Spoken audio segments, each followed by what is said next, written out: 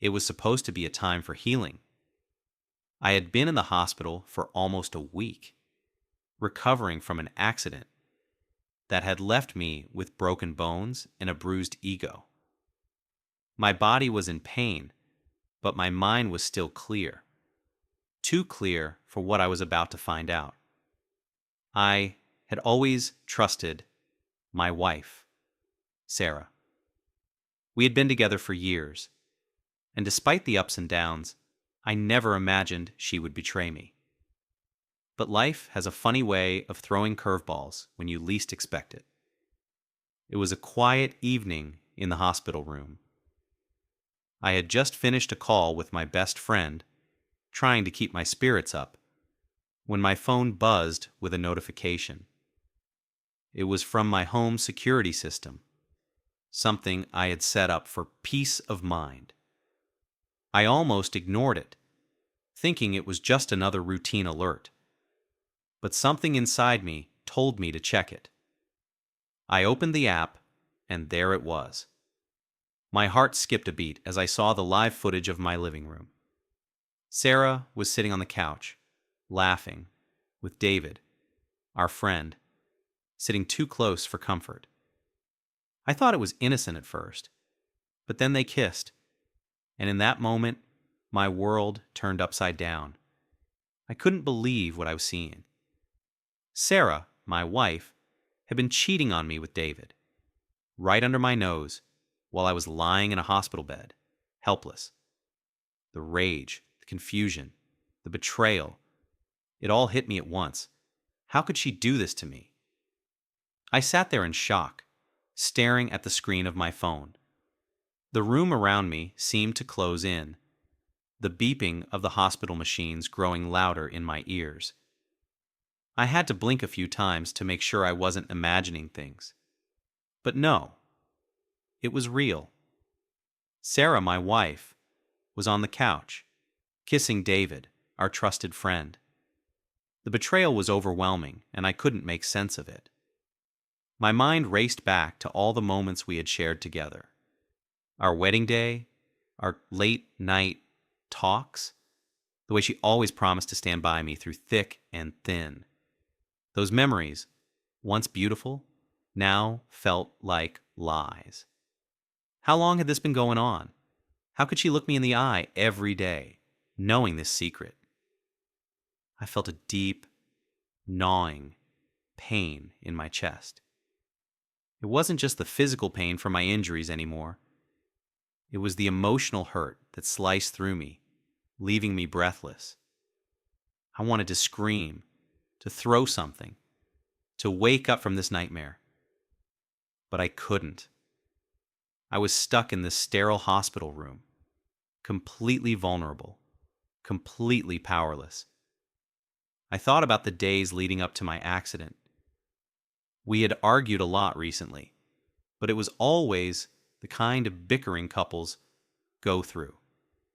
Nothing that made me think something like this was brewing.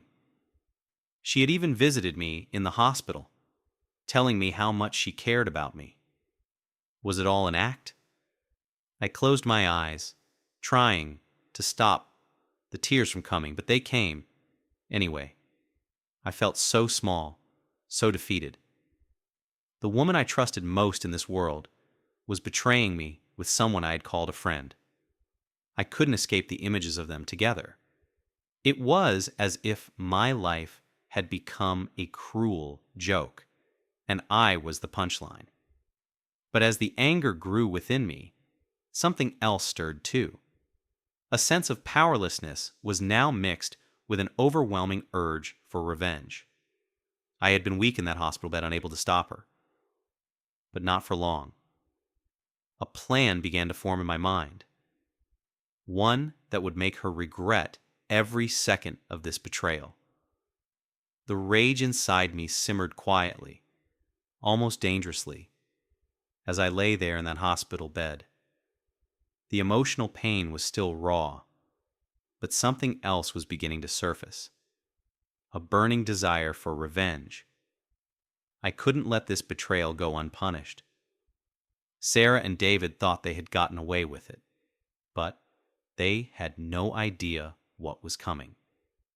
My mind was racing with possibilities. I needed to be smart about this. I couldn't just confront her right away.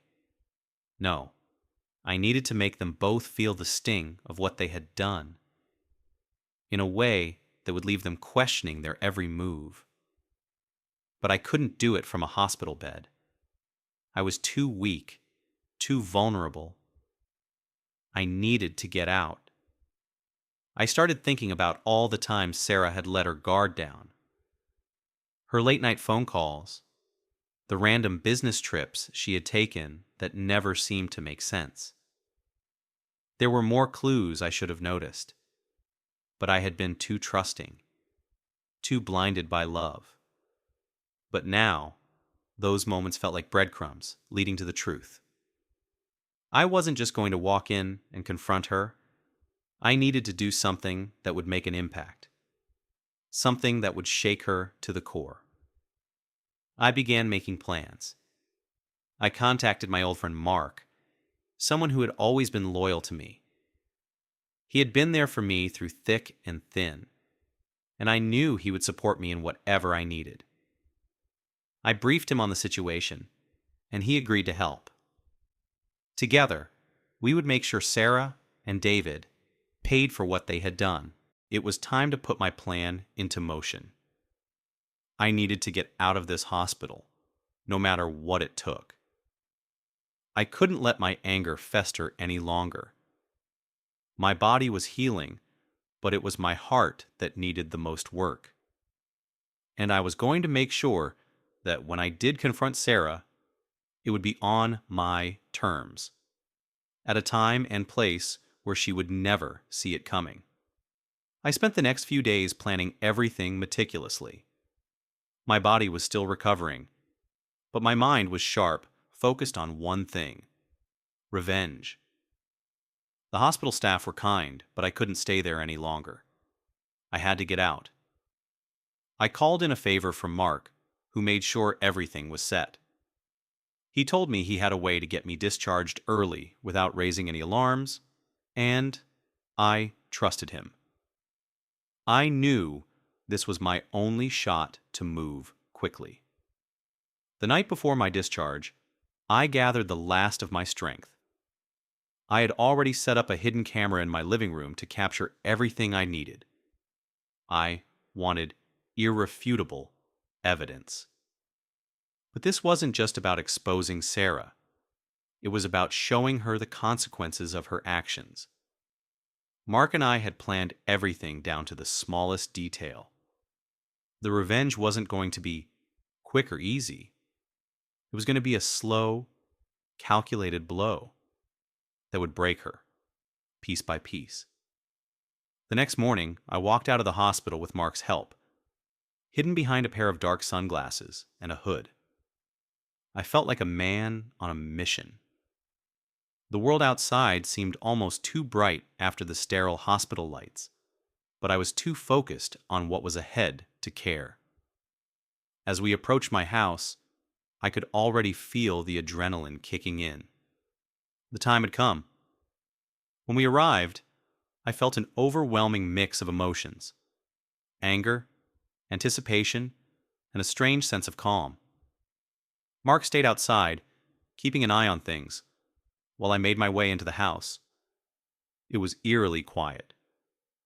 I could almost hear my heartbeat echoing through the walls. I moved quickly, setting up everything for the evening to come. The plan was simple: make Sarah think everything was normal, then pull the rug out from under her when she least expected it. I took my position and waited. I couldn't let my emotions get the best of me now. I had to be patient. I needed to watch them squirm. The evening arrived, and with it, the final piece of my plan. I watched as the hours dragged on, waiting for Sarah to come home from work. My heart was pounding in my chest, but I forced myself to remain calm. The hardest part was waiting for her to walk through that door, completely unaware of what was about to happen. I could hear the sound of her car pulling up in the driveway. My pulse quickened as she stepped inside, greeting me as if nothing had changed. She seemed so normal, so unaware of what I had uncovered. She walked into the kitchen, humming to herself while I stayed hidden, observing her every move. The calmness in her behavior only intensified my anger.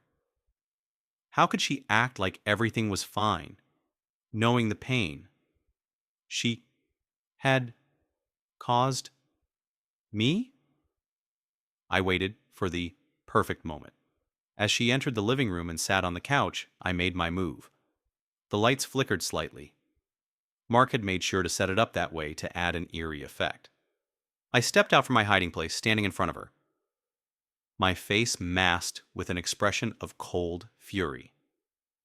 Her eyes widened in shock when she saw me standing there, but it was the look of confusion in her eyes that truly cut me. "What are you doing here?" she stammered. "I thought you were still in the hospital." I didn't answer right away. I couldn't. The words were stuck in my throat, but I could feel the fire inside me building. It was time to let her know that I had discovered everything. I pulled out my phone, showing her the footage from the security cameras. Footage of her with David, kissing, laughing, and betraying me in my own home. Her face drained of color as she watched herself on the screen. She tried to speak, but the words failed her. She stammered, her hands shaking as she reached out to explain herself. But I couldn't listen. Not anymore. "You really thought you could get away with this, didn't you?" I said, my voice low but cutting, all while I was in that hospital, helpless. "And you think you can just come home and act like nothing happened?" The silence between us was deafening. She opened her mouth, but nothing came out. She was trapped, and I knew it. This was the moment I had waited for, the moment I would make her feel the full weight of her betrayal. The silence hung heavy in the air as Sarah stood frozen, her eyes locked on the phone screen. I could see the realization dawn on her, her face paling with every passing second. Her hands trembled as she tried to form words, but there was no escaping what was happening now. The truth was out, and she couldn't deny it. You don't understand?" Sarah whispered, her voice barely audible. "I never meant for it to happen like this. It was a mistake. David and I didn't let her finish. I had heard enough excuses, enough lies. She had already hurt me more than I could ever put into words. I could see the guilt and fear in her eyes, but there was no sympathy left in me. Not for her, not anymore. You think saying sorry will make it all go away? That's what you always do, Sarah. You apologize, you cry, and then you expect everything to be fine. Well, it's not fine. It will never be fine again." I spat, my anger rising with every word. Her eyes filled with tears, and I saw the mask of confidence she had worn for so long begin to crack. She stepped forward, reaching for me, but I backed away. I couldn't bear to let her touch me. Not after everything. "Please," she begged. "Please,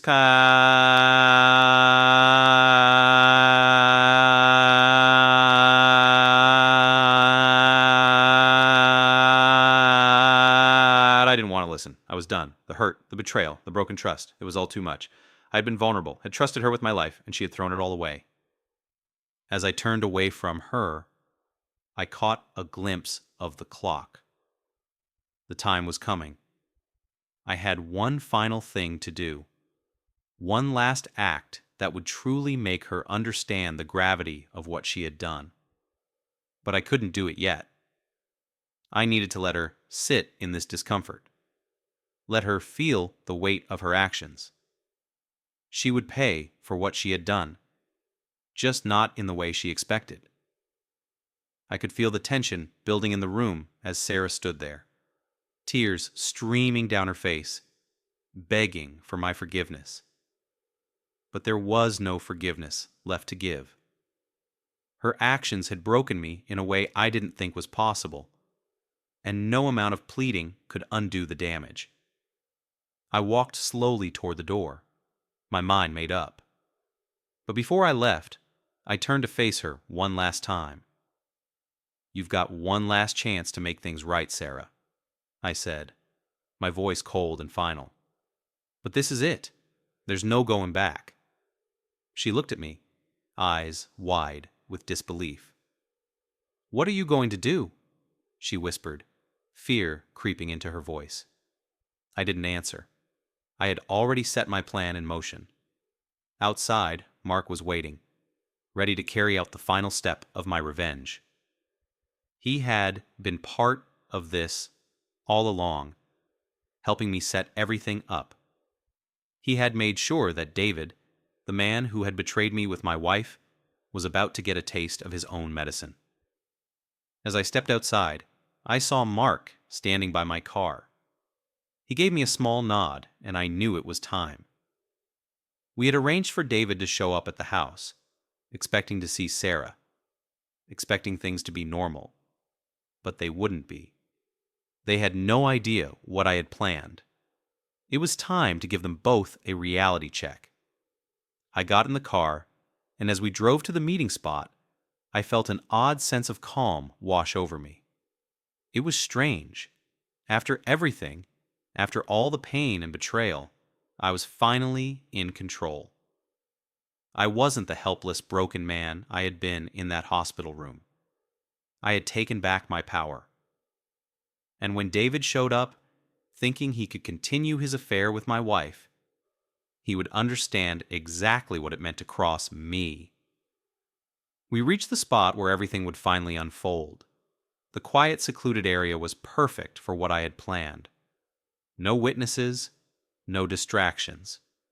Just the two of them facing the consequences of their actions.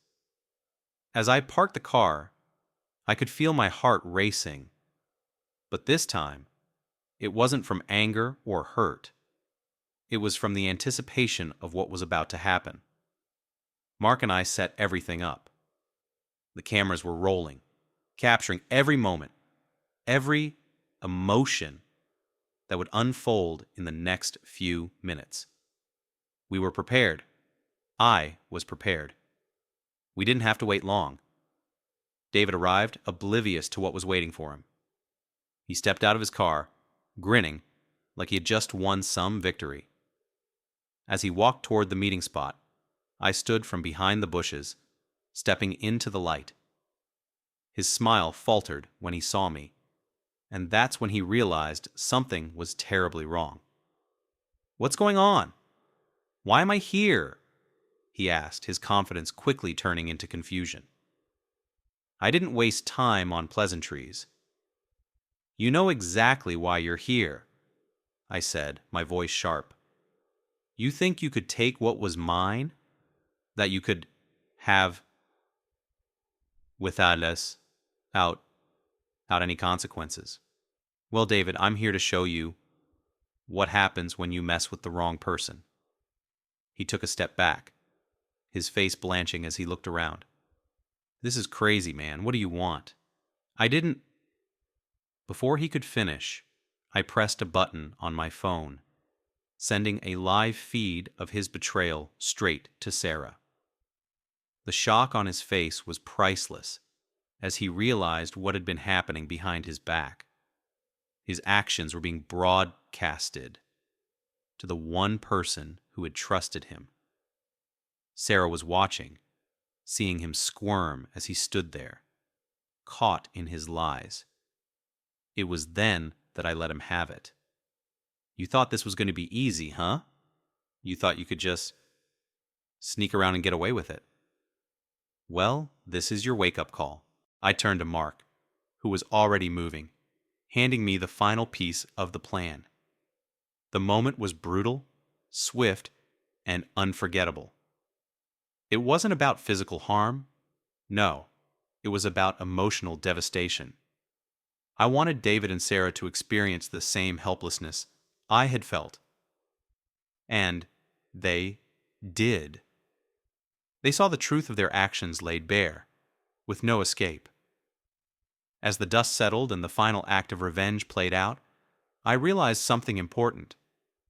I wasn't the same person I had been before this all started. Betrayal had changed me. Yes, but so had the power I had taken back. Sarah never fully understood why I did it. David left town shortly after, never to return. And me? I walked away from it all. No more ties, no more trust. I had my revenge. But what I had lost was something I could never get back.